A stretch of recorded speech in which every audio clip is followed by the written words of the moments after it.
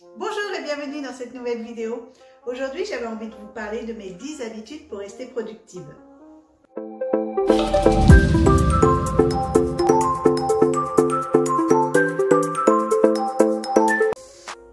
Alors pour moi, le plus important, c'est de rester hydraté. C'est vraiment la première, l'hydratation. C'est extrêmement important. C'est la première chose que vous devez faire en vous levant et c'est la dernière chose que vous devez faire également. Très important de boire régulièrement. Alors il ne s'agit pas de boire 1,5 litre dès le matin. Il faut que ce soit constant tout au long de la journée.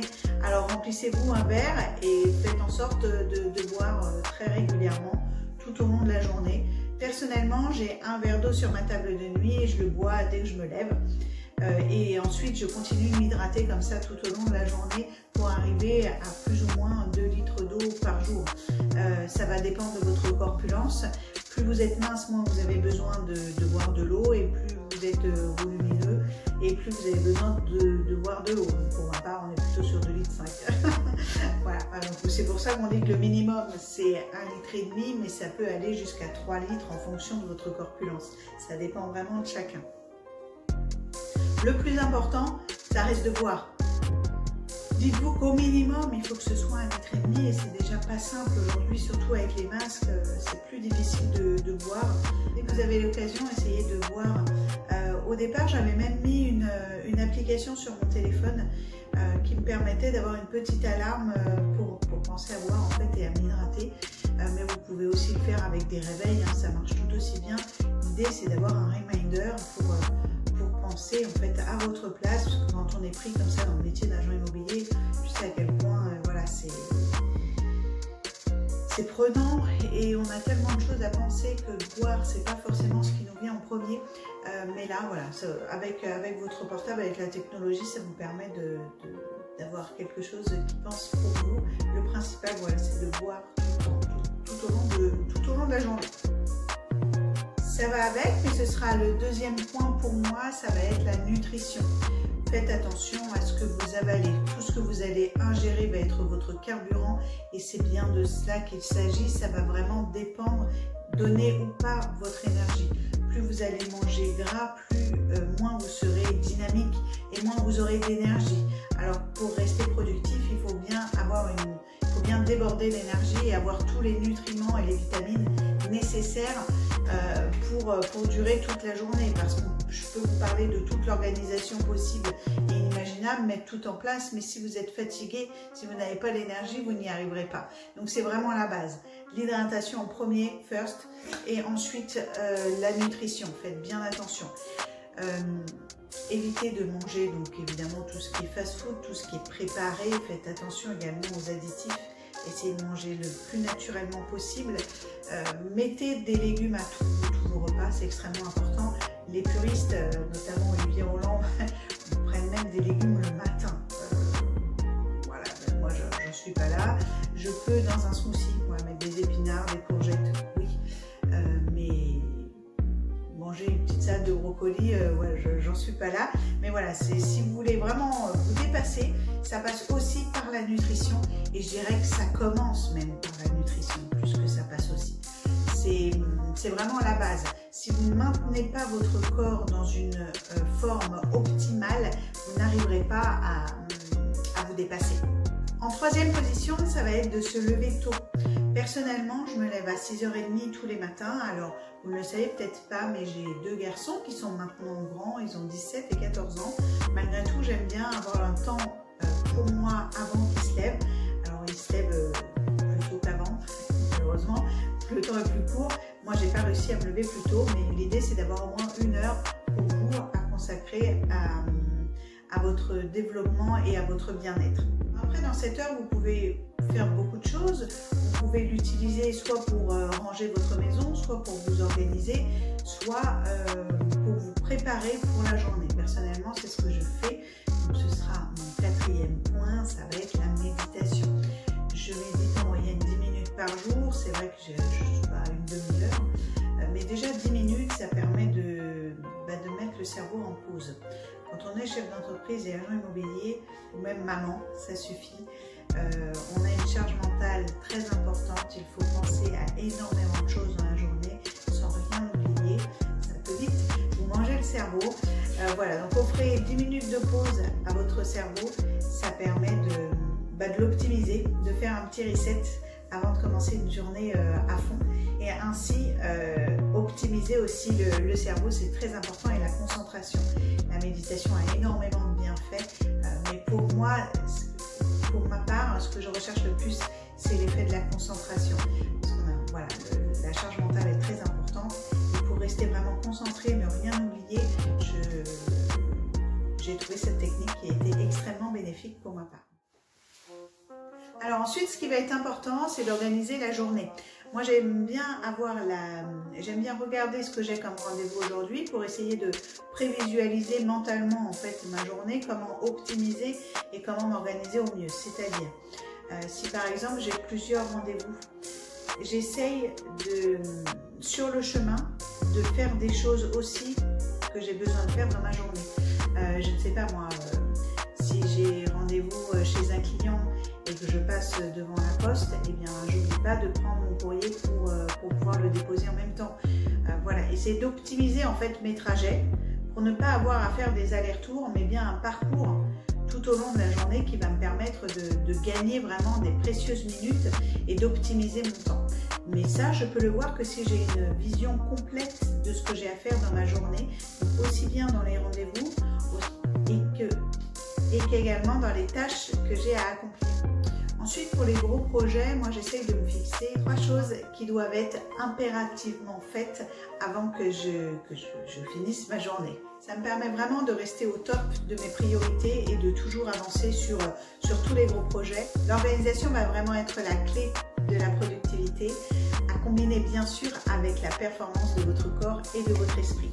Petite astuce aussi pour rester productif, ça commence par faire son lit le matin. Truc tout bête, mais ne quittez pas votre chambre sans avoir fait votre lit. C'est vraiment la première chose à faire et c'est ce qui vous permettra d'être au top et de rester productif tout au long de la journée.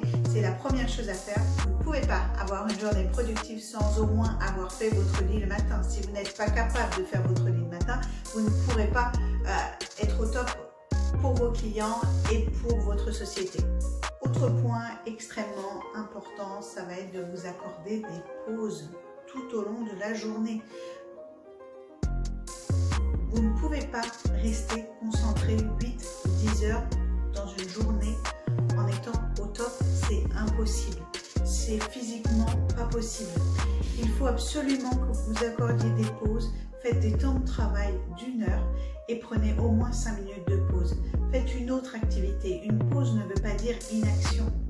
Une pause, c'est une pause du cerveau. Si vous êtes sur une tâche qui vous demande beaucoup de concentration, eh bien, alternez après par une activité plus simple, je dirais, qui vous demandera moins d'énergie, mais qui compte aussi dans votre productivité de la journée.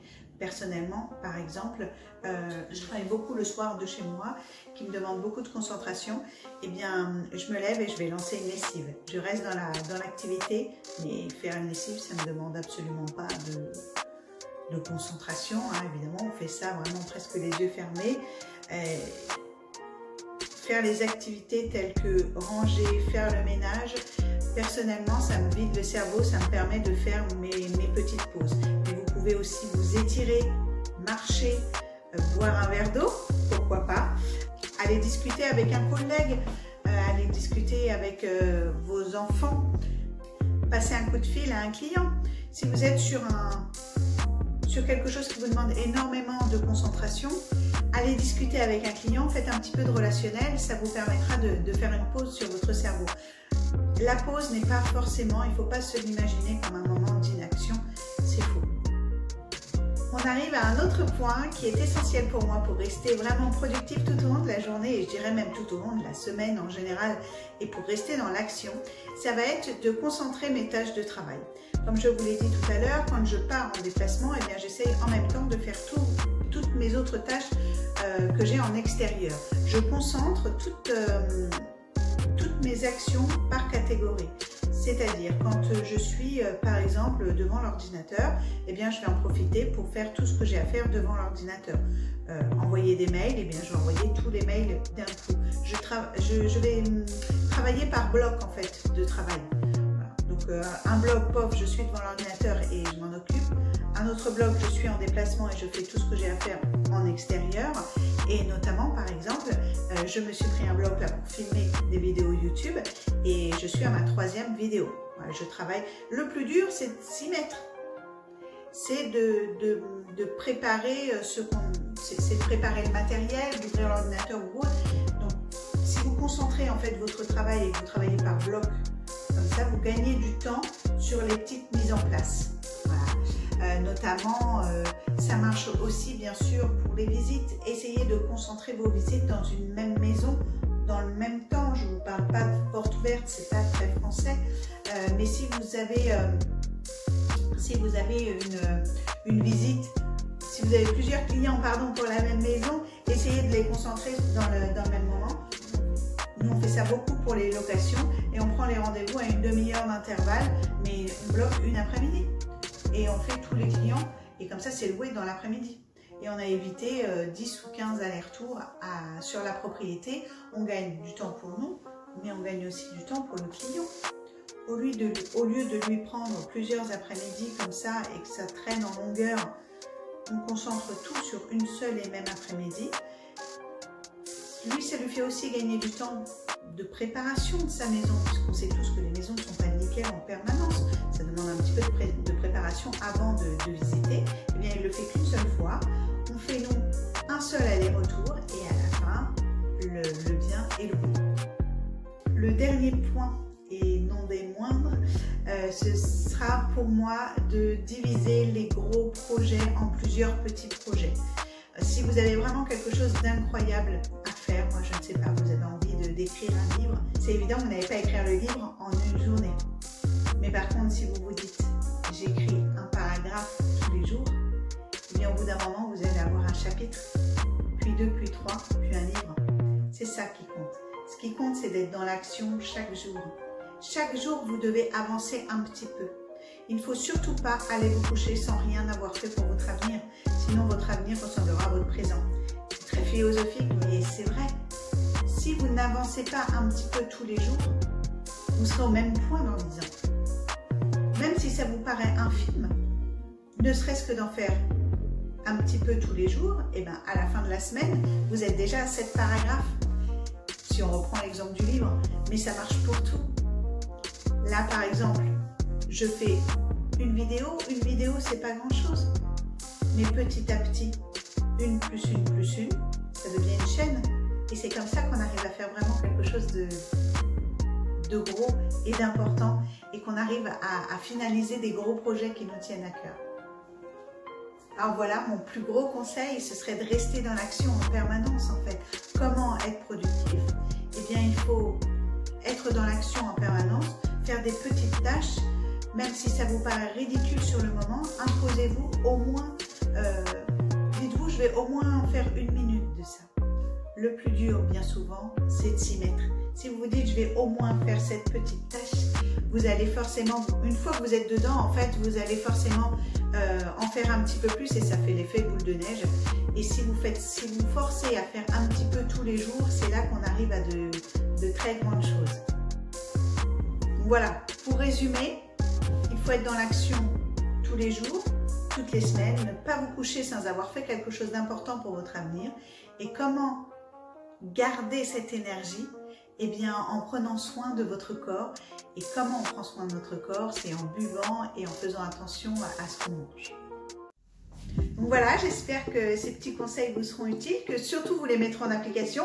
Sinon, évidemment, vous pouvez me regarder pendant des heures, ça ne changera pas. Ce qu'il faut maintenant, c'est passer à l'action. Abonnez-vous si ce n'est pas déjà fait. Suivez-nous sur les réseaux sociaux qui vont s'afficher juste là. Et je vous dis à très bientôt pour une nouvelle vidéo. Bye bye!